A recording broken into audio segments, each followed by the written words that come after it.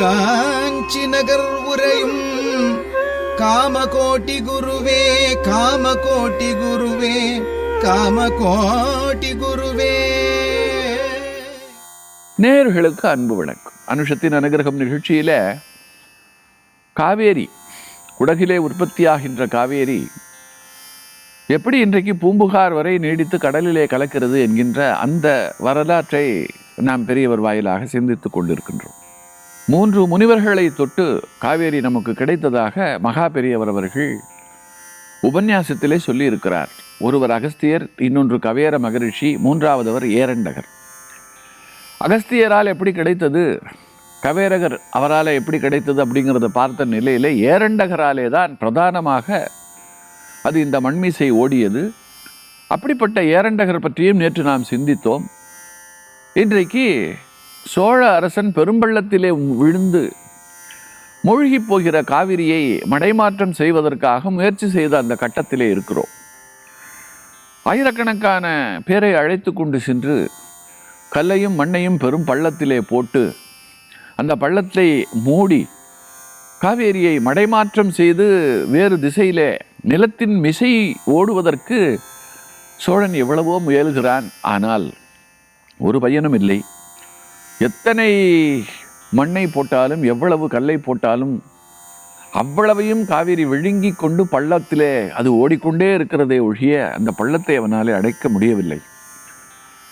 அது ஒரு பெரிய அசுர சக்தியாக இருக்கிறது. மனித சக்திக்கு அப்பாற்பட்ட ஒன்றாக அது இருப்பதை சோழன் தெரிந்து கொள்ளுகிறான். அப்படி சோழன் தெரிந்து கொண்டு விட்ட நிலையில அவனுக்கு கவலையாகிறது. ஒரு பெரிய முயற்சி வீண் போய்விட்டதே, இவ்வளவு தண்ணீரும் வீணாகிறதே அப்படின்னு சொல்லிட்டு அவன் கவலைப்படும் பொழுது, எப்பொழுதுமே அமைச்சரவையில் பலரும் பலவிதமான ஆலோசனைகளை சொல்லுவார்கள். அவர்களில் ஒருவர் சோழனுக்கு ஒரு பெரிய ஆலோசனை சொல்லுகிறார். இந்த விஷயத்திலே நம்முடைய சக்தி என்பது ஒரு எல்லைக்கு உட்பட்டது.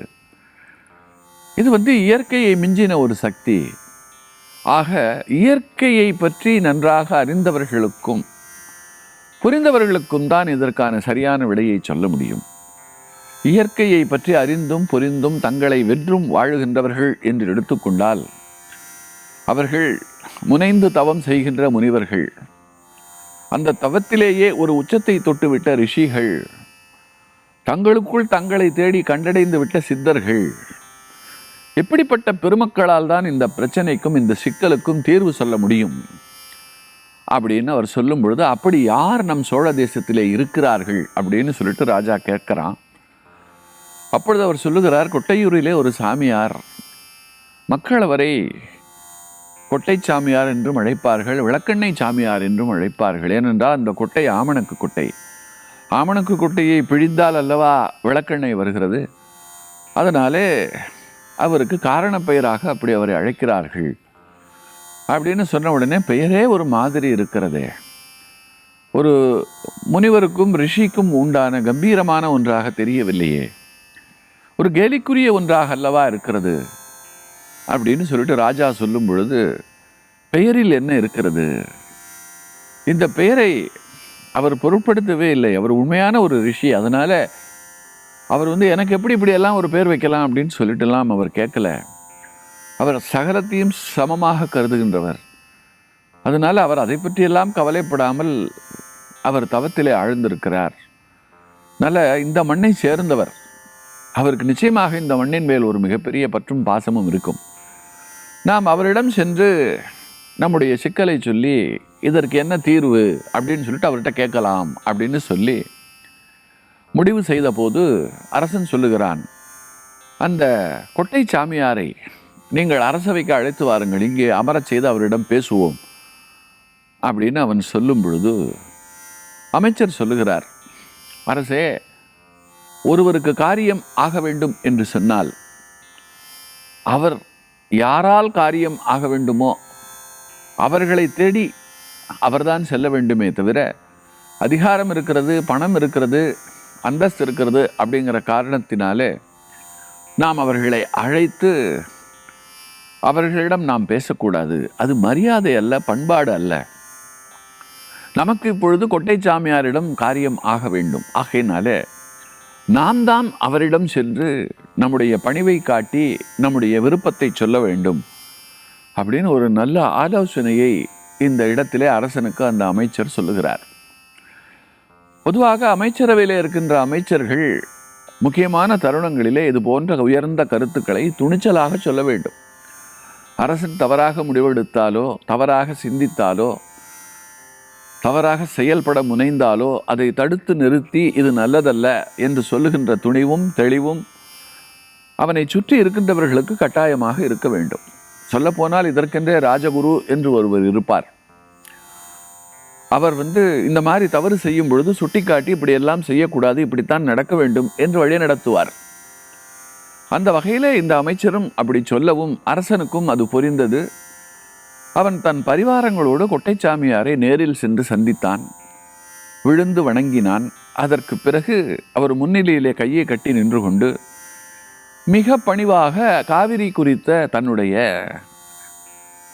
எண்ணத்தை அவரிடம் பகிர்ந்து கொண்டான். இப்படி ஒரு பெரும் நீர் நிலத்திலே விழுந்து வீணாகி கொண்டிருக்கிறது, யாருக்கும் பயனில்லை. இந்த நதி மண்மிசை ஓடி கடலிலே கலக்க வேண்டும், அப்பொழுதுதானே பயன். பாதாளத்துக்குள்ள போறதுனால ஏதாவது பயன் இருக்கா? நான் அந்த பள்ளத்தை அடைப்பதற்கு எவ்வளவோ முயற்சி செய்தேன், முடியவில்லை அப்படின்னு சொல்லி அந்த நதி நிலத்தின் மிசை பாய்வதற்கு என்ன செய்ய வேண்டும், என்ன செய்தால் பாயும் அப்படின்னு கேட்டவுடனே அந்த கொட்டை சாமியாருக்கு அரசனுடைய அக்கறை புரிந்தது. தனக்காக பேசாமல் நாடு நன்றாக இருக்க வேண்டும், மக்கள் நன்றாக இருக்க வேண்டும், உயிர்களும் பயிர்களும் தழைக்க வேண்டும் என்று ஒரு பொதுநல நோக்கோடு இந்த அரசன் சிந்திக்கிறான். இவனுக்கு கட்டாயம் வழிகாட்ட வேண்டும், நல்லதை சொல்ல வேண்டும் அப்படின்னு சொல்லி அவரும் ஒரு முடிவுக்கு சற்று சிந்திக்கிறார். சிந்தித்து விட்ட நிலையிலே அவருக்குள்ளே தோன்றுபவர் அகத்தியர். ஏன்னா அவருடைய பத்தினி தான் காவேரி, கமண்டலத்துக்குள்ளே அடங்கி கிடந்தவள், பிள்ளையாரால் வெளிப்பட்டு இன்றைக்கு ஓடிக்கொண்டிருக்கிறாள். அப்படி ஓடியும் பிரயோஜனம் இல்லாமல் பாதாள நதியாக அல்லவா இருக்கிறாள். ஆகையினாலே அவருக்கு உடனே அகத்தியருடைய நினைவு தான் வந்தது. அப்போ அவர் என்ன சொன்னார்னா, இந்த விஷயத்திற்கான ஒரு தீர்வை என்னால் சொல்ல முடியாது, ஆனால் அகத்தியரால் சொல்ல முடியும். ஏன்னா அது அவருடைய கமண்டலத்திலிருந்து பெருகிய ஒரு நதிதான். ஆகையினால அவரால் நிச்சயமாக இதற்கு ஒரு தீர்வு சொல்ல முடியும் அப்படின்னு சொல்கிறார். அகத்தியர் பெருமான் எங்கே இருக்கிறார், அவரை சந்தித்து அவரிடம் இது குறித்து நான் பேச விரும்புகிறேன் அப்படின்னு சொல்லும் பொழுது, அகத்தியர் பெருமான் பொதிகை மலையிலே அவர் தவம் இருப்பவர். அவர் பொதிகையிலும் இருப்பார், இமயத்திலும் இருப்பார். அவர் சர்வலோக சஞ்சாரி. அவர் இந்த உலகத்தின் எந்த பாகத்திற்கும் சென்று வர முடிந்தவர். ஈசனாலே பெருமுனி என்று அங்கீகரிக்கப்பட்டவர். ஈசனுக்கும் பார்வதிக்கும் இமயத்திலே திருமணம் நிகழ்ந்த பொழுது பூமியினுடைய சமநிலை தவறி போகிறது. ஒட்டுமொத்த தேவர்களும் ஏனைய தேவாசுரர்களும் அந்த திருமணத்தை காண இமயத்திலே குவிகிறார்கள். அதன் காரணமாக சற்று சமநிலை பாதிப்பு ஏற்படும் பொழுது தென்பகுதி உயர்ந்து வடபகுதி தாழுகிறது. அதை சரி செய்வதற்காக ஈசன் அகத்தியரை மட்டும்தான் தென்பகுதிக்கு அனுப்பினான். அகத்தியர் தென்பகுதிக்கு சென்று நின்ற மாத்திரத்திலே சமநிலை தோன்றியது, திருமணமும் இறுதி ஈடேறியது. அந்த திருமண கோலத்தை அகத்தியர் தென் திசையில் இருந்து கொண்டே காண்பதற்கும் இறைவன் அருள் செய்தான். ஆக அந்த பரமனுடைய பேரன்பை பெற்றவர் அகத்தியர். முனிவர்களுக்கெல்லாம் முனிவர். செம்மொழியான தமிழ் மொழி இருக்கிறதே, அந்த மொழிக்கும் காவலர். அந்த மொழிக்கு இலக்கணம் தந்த தொல்காப்பியன் அகத்தியருடைய மாணவர்களில் ஒருவன். இப்படி அகத்தியருக்கு பலவிதமான சிறப்புகள்.